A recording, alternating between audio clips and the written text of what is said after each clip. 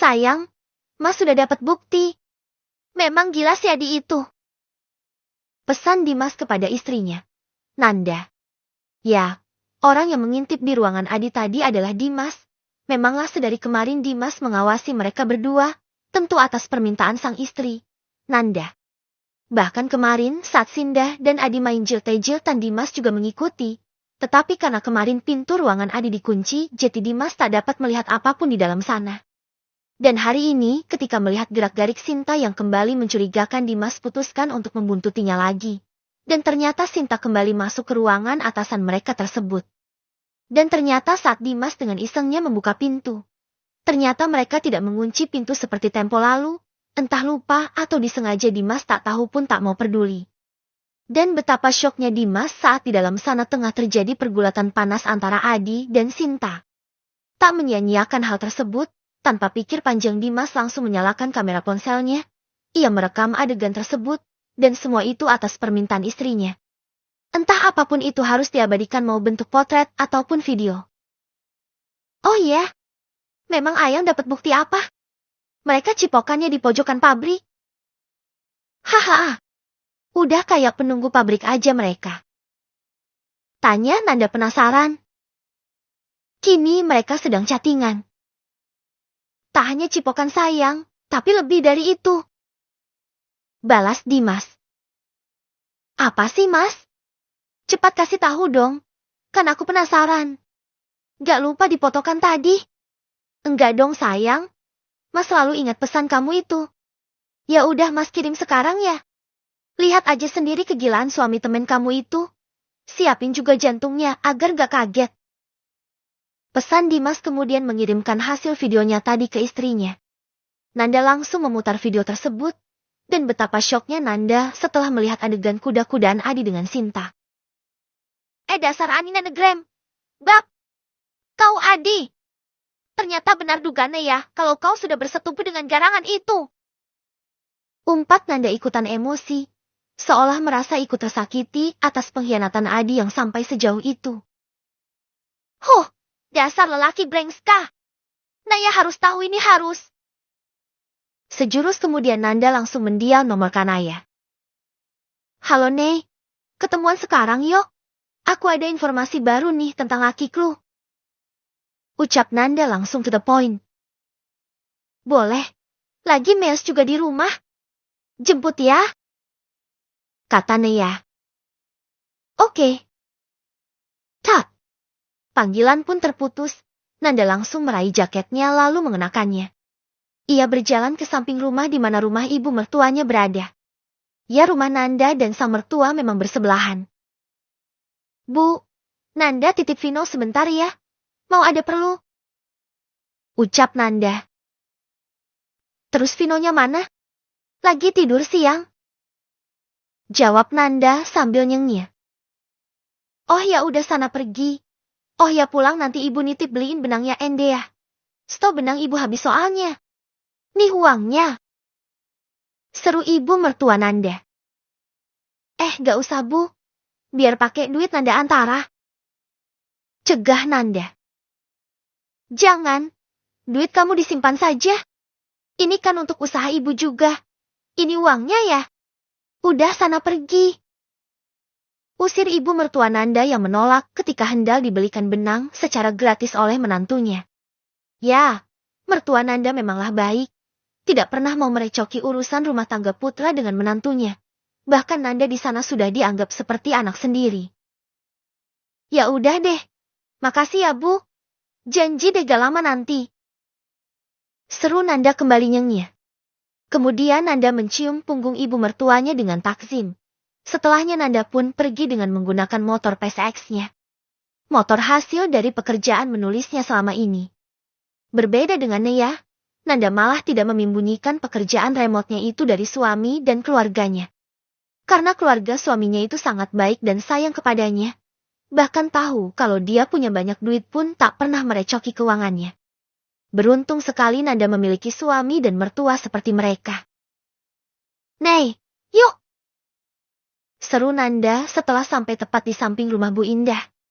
Naya yang melihat kedatangan sahabatnya itu pun segera menghampirinya dengan berlari kecil. Dan disinilah mereka berada, di sebuah kafe di pusat kota tersebut. Nih, Mas Dimas sudah dapat bukti perselingkuhan Adi dan Sinta. Ujar Nanda mulai memberitahu. Sangat hati-hati Nanda berbicara. Takut kalau sahabatnya itu kembali histeris seperti kala itu. Memang kapan Nia pernah histeris? Mungkin yang dimaksud Nanda itu saat Nia nangis termehek-mehek kali ya. Oh iya? Mana-mana? Kasih lihat dong. Kenapa tadi gak langsung dikirim ke Waku sih? Jadi kamu ngajakin ketemuan cuma mau kasih tahu ini. Nanda mengangguk. Aku gak tega Nek kalau biarin kamu nangis sendirian. Yang tabah ya. Ujar Nanda yang belum apa-apa sudah takut duluan. Takut sahabatnya itu stres misalnya. Kamu apa sih? Gak sabar banget pengen lihat. Cepetan ah. Nia tidak sabaran.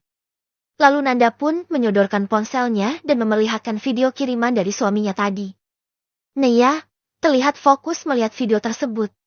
Ekspresinya datar dan mulutnya terkunci rapat. Nanda yang melihatnya jadi panik sendiri. Nia yang biasanya kan bakalan ngamuk, kalau tidak nangislah sampai misak-misak. Lah kok ini malah diem? Nei, sabar Nei. Sini aku siap memberikan bahuku untuk menumpahkan kesedihan. Terang Nanda. Kunting. Terdengar ada notif dari ponsel Nia yang satunya.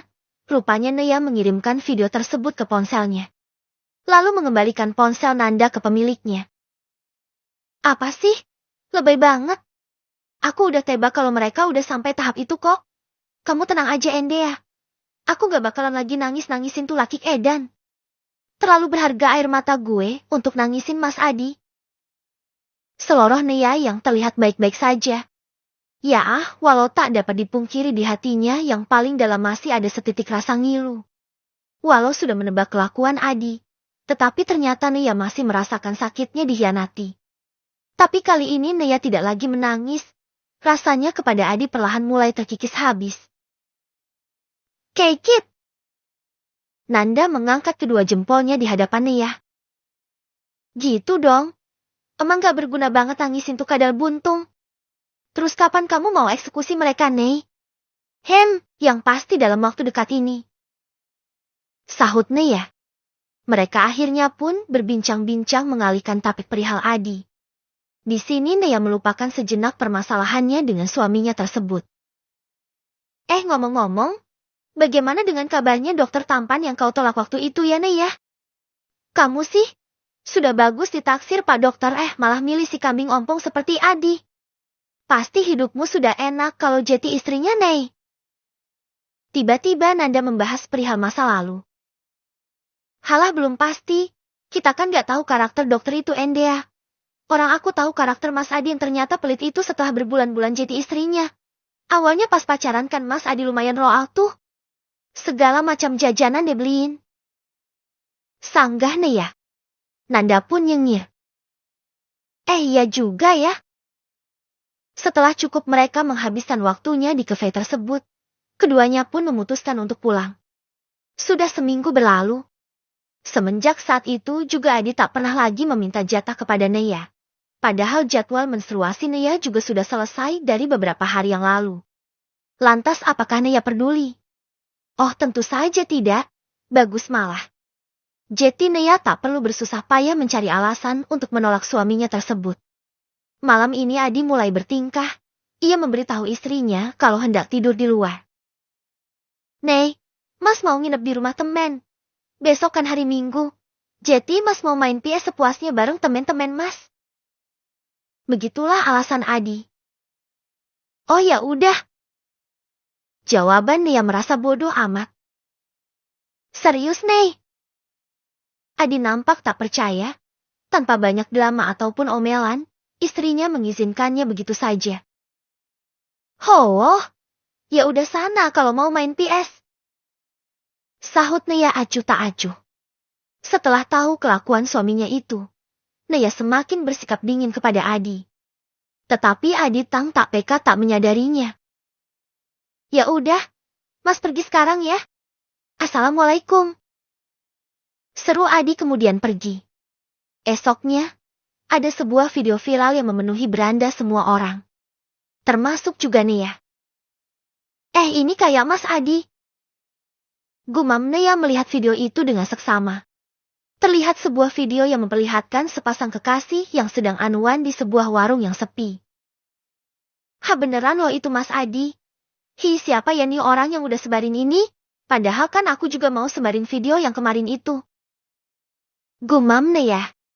Nea menggerutu kesal karena niatnya mau memviralkan Adi sudah diserobot orang tadi kenal. Tapi bagus juga deng. Yang diakukan bisa jadi senjata utama. Gumamnya lagi yang mulai mengubah alur balas dendamnya. Bu, ibu! Teriak Ayu berlari dari kamarnya. Ada Mbak Nea. Ayu langsung salah tingkah melihat keberadaan kakak iparnya tersebut.